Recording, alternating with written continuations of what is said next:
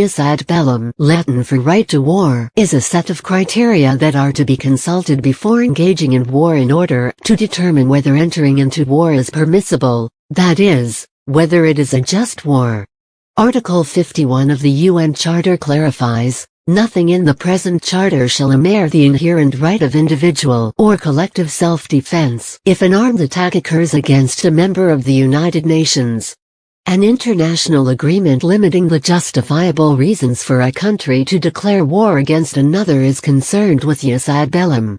In addition to bilateral non-aggression pacts, the 20th century saw multilateral treaties defining entirely new restrictions against going to war.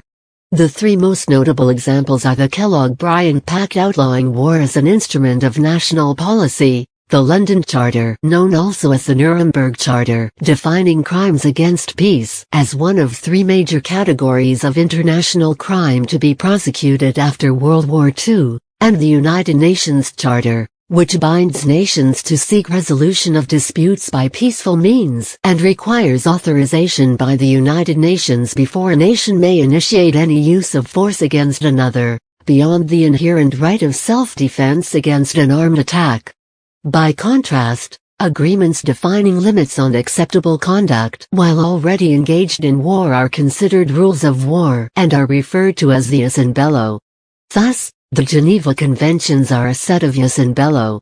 doctrines concerning the protection of civilians in wartime, or the need for proportionality when force is used, are addressed to issues of conduct within a war. But the same doctrines can also shed light on the question of when it is lawful or unlawful to go to war in the first place.